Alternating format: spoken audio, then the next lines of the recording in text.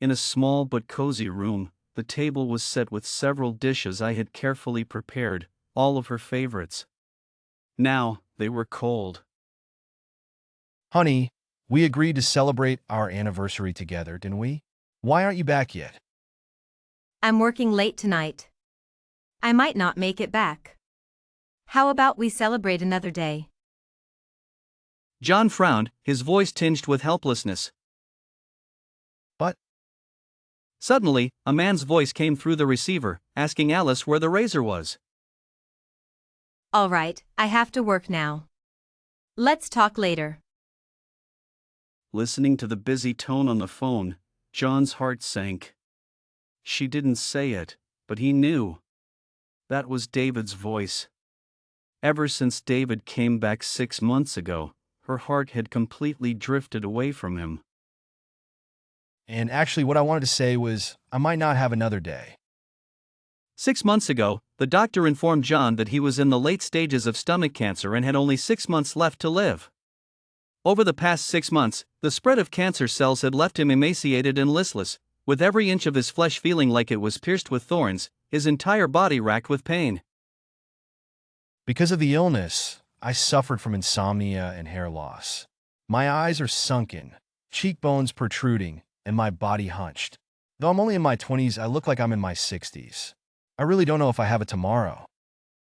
A notification sound from the phone interrupted his thoughts. Alice had posted on social media. She was holding hands with a man, fingers interlocked, with the caption, Finally found you, glad I never gave up. So it had come to this. She had made his presence public, signaling she was ready to confront me. Even though John had anticipated this outcome, his heart still clenched involuntarily. A lump rose in his throat, his eyes widened, and his body trembled with pain. Then, he coughed up a mouthful of blood. He had lost count of how many times this had happened in the past 6 months. The medication is becoming less effective, and the pain persists despite taking it. I've decided to give up. Perhaps passing away would be the true relief for me. John collapsed weakly to the ground, letting the pain consume his skin and flesh. A faint, sorrowful sound reached his ears. It was his white cat, Tuan Tuan. She lowered her head and walked towards him. She seemed to know that his time was near, her eyes filled with tears, rubbing her body against his face, as if telling him not to sleep, for once he did, he would never see her again. Tuan Tuan, I never thought you'd be the one to stay with me till the end. Daddy doesn't want to sleep either. Once I do, who will take care of the best Tuan Tuan in the world? You've already been a stray once. Do you have to go through that again? As he spoke, his eyelids grew heavier. He didn't want to leave, but his illness gave him no choice. Eventually, he closed his eyes, hearing Tuan Tuan's final, heart-wrenching cries. He felt her cold tears on his face. At nearly 26 years old, John passed away with endless regrets. His soul detached from his body, looking down at his frail, thin self lying on the ground. Tuan Tuan seemed to sense his body growing cold, curling up beside him to keep him warm. A wave of melancholy washed over him. He died alone at home, with only a cat by his side. Alice didn't know when she would come back. By the time someone found him, his body might already be decayed and rotten. The tale of my life begins with hardship and ends in sorrow. From the very start, I was an orphan, enduring a life that seemed to have no mercy. I met Alice in middle school. Being an orphan made me sensitive and insecure. Malnutrition had left me frail, an easy target for bullies. Crawl like a dog, you worthless runt. They cornered me in the restroom, stripped me of my clothes, and forced me to crawl. Get away from him! Alice burst in with a broom, chased them away, and patted my shoulder. Don't be afraid. I'll look out for you. I was 14, and Alice was my only salvation in a world filled with disdain. I followed her to high school. By then, I had finally outgrown her by half a head. Now, it was my turn to protect her. Thanks for always being there. Whenever she was bullied, I stepped in and fought until they apologized. Once, a group of thugs harassed a homeless man. Alice confronted them. Mind your business, girl. I charged in, trying to fend them off but was outnumbered. Stop it! Leave him alone! I shielded Alice with my body, taking the blows. The police arrived, and the thugs fled. I was hospitalized for half a month. That was the happiest time of my life. Alice took care of me daily, bringing homemade meals. How do you like the soup? It's perfect, thank you. I didn't know what love was then. I just knew being around her made me happy. But everything changed with the arrival of David, the school's basketball captain. I'm with David now. Oh, that's great. Jealousy took root in my heart. I realized I loved her but couldn't ruin her happiness. The two of us became three. I had to force a smile, taking their photos, watching their intimacy. Can you help me pick a gift for David? Sure, Alice. Their relationship wasn't all joy. There were arguments and tears. Why doesn't he understand me? I wanted to confess my feelings but feared losing her friendship. David went abroad, and Alice's 4-year relationship ended. She fell into depression. I don't know what to do. She was diagnosed with depression, which worsened despite medication. Once, I caught her harming herself. I grabbed the knife, accidentally cutting my arm. Oh my God! Call 911.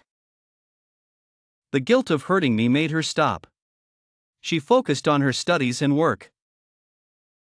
We got married. Seeing her smile every morning was enough for me. But happiness lasted only 3 years. Half a year ago, I was diagnosed with terminal stomach cancer. David returned. I need to go out. Her balance tilted. She rarely came home. As my condition worsened, she remained unaware. My thoughts drifted back, pulling my soul into an unfamiliar space by a powerful force. It was a high-end apartment, David's home.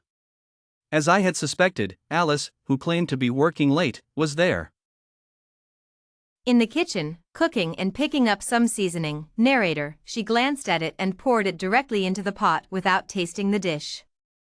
Then, she served it on a plate and placed it on the dining table. Taking a bite and immediately spitting it out. Why is it so salty? Did you put too much salt? I chuckled. In our 3 years of marriage, I had never let Alice into the kitchen, she simply couldn't cook. Back when we were young, I foolishly ate her culinary disasters to avoid hurting her feelings. Eat it or don't. I cooked for you out of kindness, and you're being picky. If you don't like it, order takeout. David's face darkened. He said nothing more, silently eating plain rice. After dinner, Alice went to wash the dishes. Suddenly, a crashing sound came from the living room. A cup had fallen to the floor and shattered into pieces. Sorry, I accidentally broke it. That cup was something Alice and I had made together. She made one for me, and I made one for her, symbolizing a lifetime together. It's okay. Narrator, she paused and then cleaned up the pieces herself. It turned out that our years of shared memories couldn't compare to the slightest bit of affection she had for her first love, her white moonlight. Now that her white moonlight was back, it seemed I, her husband, and my belongings were to be replaced. After tidying up and taking a shower, David wrapped his arms around Alice's waist, trying to kiss her. pressing her middle and index fingers together, using her fingertips to block his mouth. Don't forget, I'm still a married woman. Doesn't that make it more thrilling? My face turned ashen and I clenched my fists, wanting to hit him. But as soon as I swung, my fist passed right through him. I was a soul now, unable to cause him any harm. I could only watch helplessly, wondering why fate was so cruel, making me endure such pain even after passing. David carried Alice towards the bedroom, but not long after, he was pushed out. Perhaps she felt some guilt towards me or was mindful of her married status. But I could sense that her heart was no longer with me. A day passed, and I grew anxious, worried that my body would decay with no one to care for it, and that our pet would go unfed. Yet, for some reason, I couldn't leave Alice. It was truly a cursed fate, entangled in life and still entangled in passing. After Alice rejected David last night, David had a talk with her, suggesting that they couldn't continue like this and that it was time to come clean with me. Alice paced around the room for an hour before finally deciding to call me. The call connected, but it wasn't me who answered. It was my friend, Emily, who must have discovered my body. Hearing a woman's voice, who are you? You don't deserve to know who I am. Emily recognized Alice's voice and stood up for me. I don't care who you are. I'm telling you, I'm the wife of the owner of this phone. You're just a mistress. Do you understand? What right do you have to act so arrogantly in front of me? I laughed bitterly. Who gave Alice the confidence to assert her dominance here? Wasn't she the one having an affair? Really? You have the nerve to call yourself Michael's wife? As his wife, how could you not know he was lying unresponsive at home for a whole day and night? Yesterday was your wedding anniversary, wasn't it? On the last day of his life, you couldn't even be with him. Instead, you were out with another man. Alice, ask yourself, are you even human? Do you deserve to be someone's wife? Narrator, tone, serious. Alice stood frozen, her pupils contracting sharply. Alice, tone, shocked. What are you talking about? How could such a healthy person be gone? Emily, on the other end of the line, responded with a heavy heart. Emily, tone, serious. If you don't believe me, come to the People's Hospital. His body is here. Emily hung up the phone. In a panic, Alice rushed to the hospital, and my spirit involuntarily followed her. In the morgue, my body lay on a cold slab, covered with a white sheet, my face pale and devoid of color. Alice, tone, sad. How could this happen? Just a few days ago, you were perfectly fine. How could you be gone now? Emily's eyes were filled with shock, then she sneered. Emily, tone, unfriendly. You claim to be Michael's wife, yet you didn't even know he was diagnosed with advanced stomach cancer 6 months ago? Alice stood there, her eyes vacant and lost, as if she were trying to recall past memories. Those overlooked details resurfaced in her mind, intertwining like threads, eventually revealing the truth. Narrator, tone, sad. Perhaps I wanted to make her feel guilty for the rest of her life, so I never told her about my illness. Even though swallowing was painful, I pretended to eat normally. When I needed to take many pills, I explained they were vitamins. When my weight dropped drastically, I said it was due to work stress. But in the end, if she truly loved me and paid attention, how could she not notice? Alice trembled while eating, her forehead covered in sweat. How could vitamins require taking so many different kinds at once? Work stress couldn't cause such a rapid weight loss. These were all clues, but she didn't care. Her heart and mind were entirely focused on David. The truth is, she never loved me. As Alice recalled the past, she suddenly collapsed onto my body, sobbing uncontrollably. Alice, tone, sorrowful. I'm sorry. I didn't know. I didn't know that was your last day. I didn't know from that moment on, I would lose you forever. Emily mercilessly exposed her lies. Emily, tone, angry enough. Stop deceiving yourself. Your heart had already flown to another man. Otherwise, how could you, as Michael's wife, not notice his stomach cancer for 6 months? With that, Emily took out my phone and showed a photo from my social media, where she and David were holding hands. Emily, tone, shouting, look, this is the evidence. Can you deny having an affair? Can you deny being with another man? Michael saw this photo and it broke him. You are the reason he passed away. You are the one responsible. You are the one who caused his demise. Alice looked at the photo, her eyes filled with shock. Alice, tone, defensive. No, I didn't know about this. Then she thought for a moment and suddenly realized. Alice, tone, hopeful. David did this. He took my hand while I was asleep and took the photo. Emily, tone, angry. Even if he took your hand, how do you explain being alone with him in a room? Poor Michael died alone, with only the cat for company. If it weren't for the cat coming to find me, he might have been left undiscovered at home. Emily's eyes reddened, her voice choked. Emily, tone, shouting, Alice, you don't deserve to live. Think about all the years Michael devoted to you, all wasted. On your anniversary, he made so many delicious dishes for you, hoping for a beautiful memory before he passed, and you couldn't even give him that. You don't deserve to be his wife, do you understand? Alice's face turned ashen, tears streaming down as she collapsed to the floor, filled with regret and pain. It took several days to handle my final arrangements. Alice returned to our home, which remained unchanged from the day I left. She looked around, seemingly searching for memories of me. Notes I had written were still on the fridge, reminding her to eat breakfast and to take her lunch to work. The house was filled with safety corners because she was clumsy and often bumped into things. I had even installed voice-activated lights because she frequently got up at night. Narrator, tone, sad as she looked around, her eyes grew moist and red again, finally focusing on the food on the dining table. The food had spoiled, emitting a foul odor. Yet she seemed to lose her mind, grabbing the food with her hands and shoving it into her mouth. Despite the nausea, she forced herself to swallow. Alice, tone, sorrowful. Michael, I'm sorry. Please come back. I ate the food you made. Please come back.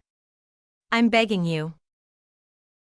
Watching her eat with her mouth full of food, forcing herself to eat even though she couldn't, I wanted to stop her, but as a spirit, I could do nothing. Suddenly, a meow caught Alice's attention. She saw Tuan Tuan and her eyes lit up with surprise. Reaching out to hold the cat, she spoke softly. Tuan Tuan, did Daddy send you? Come, let Mommy hold you. But as soon as Tuan Tuan saw her, the cat immediately backed away, seemingly rejecting her.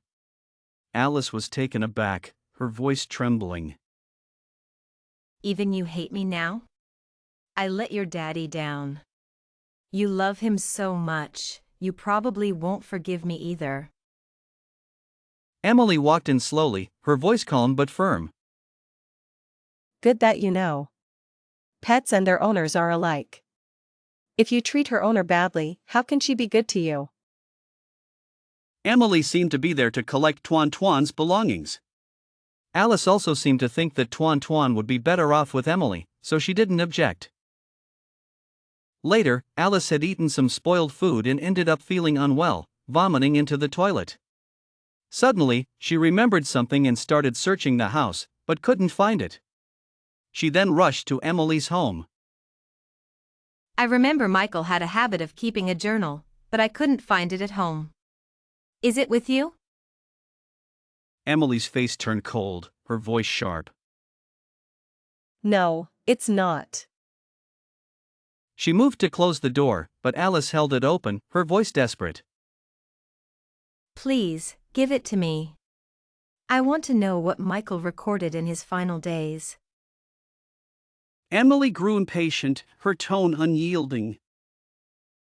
I said it's not here. Alice suddenly asserted herself, her voice strong. That is my husband's belonging. I have the right to retrieve it, or I'll take legal action. But Emily was unfazed, glaring at her. Then go ahead and sue me. I'll be waiting for your court summons. With that, Emily forcefully shut the door. Alice didn't leave, she knelt in the yard, determined to stay there until Emily returned the journal. It rained all night, and Alice knelt there the entire time. I didn't expect Alice to have such perseverance. But even if she got the journal, what difference would it make? Michael was gone. Was the journal really that important? Eventually, Emily couldn't bear it anymore. I knew she was soft-hearted despite her tough exterior. She handed the journal back to Alice. As Alice opened the journal and started reading, memories from my past began to play in my mind. I had long suspected your secret communications with David. You thought you were being discreet, but after knowing you for over a decade, I had become familiar with all your habits and nuances. You would only smile foolishly at your screen and constantly reply to messages when they were from David. One day, I accidentally saw a message from David saying he was returning to the country, confirming my suspicions. I didn't expect that on the day David returned, I would be diagnosed with a serious illness. You wanted to pick David up from the airport, and I pretended to be unwell, hoping you would stay with me. But you said your boss had an urgent task for you and told me to go to the hospital alone. In the end, you chose him. I waited for you all night, but you never came back. At that moment, I knew your heart had tilted towards him, and you no longer belonged to me. I was about to leave this world, and if someone could take good care of you after I was gone, I would be content. But that person could never be David. David loves himself far more than he loves you. His decision to leave you and pursue his career abroad made that clear. You were never his top priority. I had warned you many times during your relationship, but you wouldn't listen. You threw yourself into it like a moth to a flame. This time was no different. Just like in our school days, once he was in your life, you completely ignored me. Even on Valentine's Day, when we had planned to go to the beach together, a long-held wish of mine, you chose to fly to his city for his birthday, using a business trip as an excuse. His city was 3,252 kilometers away, while the beach was only 32 kilometers from us. Yet, you chose him. That might have been my last chance to fulfill my wish of seeing the sea with my loved one. Looking back, it seems my whole life has been spent waiting for you to break up, waiting for you to see the truth, waiting for you to come back to me. But now, I can't wait any longer. I'm leaving soon. I just hope you take good care of yourself and have a bright future ahead. Reading the journal, Alice burst into tears, her sobs muffled by her hand as she wept in sorrow. Alice seemed eager to understand what had happened to me before I departed. She began visiting the places I used to frequent and even made an appointment with my primary doctor. What brings you here today? Any symptoms I should know about? I'm not here for a consultation. Doctor, do you remember a patient named Michael? I'm his wife. Did he leave any messages before he left us? You're his wife? Then why have I never seen you accompany him to his appointments? Alice lowered her head, feeling somewhat ashamed. She then took out our wedding photo to prove her identity. Here, this is our wedding photo. In the photo, both of us were smiling brightly. That day was probably the happiest of my life. This young man was so full of life, yet he had no will to fight. When I asked him why he didn't try harder, he said he was an orphan, with no one in the world who loved him or whom he cared about. As she spoke, the doctor suddenly choked up, removed her glasses, and wiped away the mist on them. I tried to encourage him, but he had already given up. When Alice left the hospital, she seemed lost, almost bumping into people as she walked. How could I have let him live such a miserable life? Alice wandered to the coffee shop we used to frequent and ordered a cappuccino. 1 cappuccino, please, half sugar and warm milk. Here you go. Alice took a sip and immediately noticed the difference. Excuse me, why doesn't this taste like it used to? The default is unsweetened and without milk unless specified. Her eyes reddened, and she smiled self-deprecatingly. I'll never be able to drink the cappuccino I like again. Covering her face with her hands, she couldn't hold back her quiet sobs. Are you okay? No, it's just. I'll never be able to drink the cappuccino I like again. Then she pushed open the door and left quickly. My spirit followed her. She returned to my home, where David was waiting at the door. What's wrong? I called you, but you didn't answer, and you didn't reply to my messages. Michael is gone. Isn't that better? You always found it hard to ask for a divorce. Now you don't have to struggle anymore. You can marry me. You jerk, do you even know what you're saying? Alice's eyes widened, and she slapped David hard. Do you know how Michael passed away? Because you took a photo of us holding hands while I was asleep and posted it on social media. He saw that photo, and it broke his heart. We caused his death. Alice broke down, crying uncontrollably. David was taken aback. That was just a coincidence. The real cause was his illness, not us. Besides, he was an orphan. After his death, wouldn't all his assets go to you? You beast, you're truly heartless. When you abandoned me, I fell into a deep depression. It was Michael who saved me. He protected me even when he was scared. How could you say something so cold and heartless?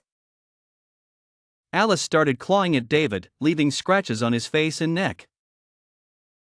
I stood by, feeling a sense of satisfaction. Are you crazy? If you don't want to marry me, just say so. Why act like a lunatic? Do you think I care about someone like you? Pathetic. David shoved Alice hard against the wall. Get out of my sight and never come back. After that, David never came looking for Alice again. Alice locked herself in the room, drinking heavily. She rarely drank, but now she opened bottle after bottle of liquor and poured it down her throat. Alice, what are you doing? You never drink like this.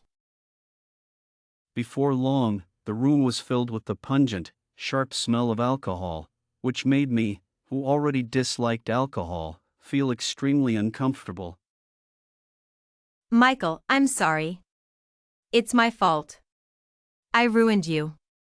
Emily was right, I'm just a terrible person. Seeing her like this didn't bring me any satisfaction. If possible, I hoped she could live a normal life. After all, it was she who brought a ray of sunshine into my darkest days. She was someone I should be grateful for. Even if we weren't lovers, we would always be friends. Suddenly, Alice's eyes lit up as she looked out the window, as if she saw something. She staggered towards it. The window was open, and the cold wind blew in. Michael, is that you? Have you come to take me away? I watched as she climbed under the railing, but I was powerless. I wanted to save her, but I couldn't grasp her. My hand passed right through her ankle. All I heard was a thud as Alice fell to the ground, lying in a pool of red. After Alice's departure, my spirit gradually lost consciousness. I thought I would just disappear, but to my surprise, I woke up again. When I woke up, I was in Emily's house. The TV news was reporting that David had been imprisoned for tax evasion and bribery. It turned out that Emily had infiltrated David's company as an employee, acting as his secretary while collecting evidence of his crimes, which she eventually submitted to the authorities, bringing him to justice. She avenged me. Emily was actually a college acquaintance of mine. At that time, Alice and David were very close, and I was left out. Once, when I went out to eat, Emily, who was working as a waitress, was being harassed by a sleazy customer. I stepped in to help her, and later learned that Emily was also an orphan, working part-time to support herself through college. As a fellow orphan, I felt sympathy for her. Moreover, it wasn't convenient for a girl to work as a waitress, so I introduced her to a job as a librarian. She was very grateful to me and would bring me specialties from her hometown every time she came back during the holidays. I never expected that my small act of kindness would lead her to repay me so generously. Michael, I finally avenged you. She looked at the TV, smiling with relief as David was brought to justice. Then she took out my diary, or rather a copy of it, and touched the words on it, her eyes reddening again. Michael, you loved Alice so deeply, and I love you just as much. I sighed silently, hoping that Emily would find her perfect partner in the future. Nearby, Tuan curled up into a ball, leaning against Emily. It was clear she was well taken care of, her fur shiny and her weight increased. I felt very comforted. Suddenly, Tuan meowed at me, then stood up on her hind legs as if trying to touch me. I stared at her in shock. Could she see me? She meowed at me again, confirming that she could indeed see me. Michael, is that you? Have you come? Are you here to see Tuan? She must have sensed your presence. Upon hearing this, Tuan meowed again in agreement. But Emily couldn't see or hear me. I could only wave goodbye to them. Eventually, my form gradually dissipated, completely vanishing from the world.